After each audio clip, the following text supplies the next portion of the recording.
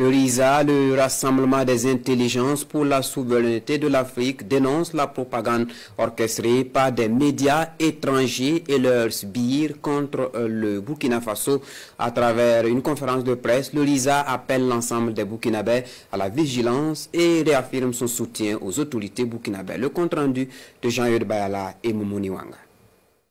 Face aux professionnels des médias, le RISA, Rassemblement des intelligences pour la souveraineté de l'Afrique, s'insurge contre un acharnement médiatique visant à desservir le Burkina Faso et ses autorités. Pour le RISA, les récents événements de Solenzo, où une certaine opinion tente de discréditer les forces combattantes du Burkina Faso, démontrent à souhait ces manipulations. Nos forces ont affligé une déculottée aux petits bandits drogués et libéré plus de 350 civils qui servaient de bouclier humain aux terroristes.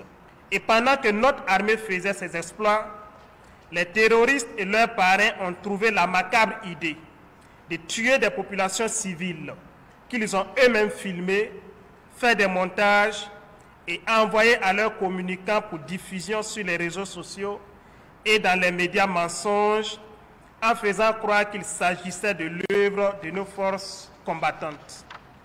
Une basse besogne des terroristes, certainement sous instigation de leurs parrains selon les conférenciers. Une forfaiture qu'ils tentent de faire endosser par les forces combattantes et pire en surfant sur la fibre ethnique. Ainsi donc, les terroristes et leurs maîtres à penser, devant l'évidence de leur fin prochaine, jettent leur va-tout dans cette guerre en faisant feu de tout bois.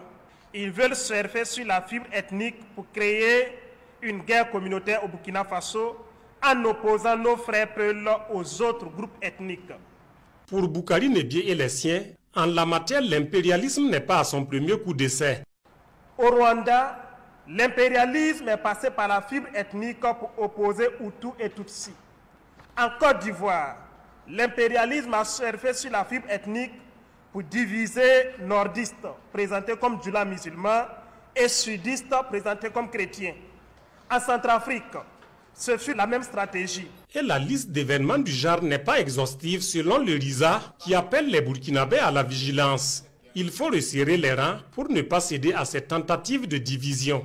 Nous apportons notre soutien aux médias publics que certaines officines obscures, relais des nébuleuses occidentales, voudraient faire passer pour des outils de propagande, alors que ces médias ne font que ce qu'ils doivent faire en cette période de guerre, c'est-à-dire galvaniser les troupes sur les différents fronts, constituer un pont entre les autorités dirigeantes et les populations qui doivent comprendre les enjeux du moment et enfin donner de l'espoir à la veuve et à l'orphelin.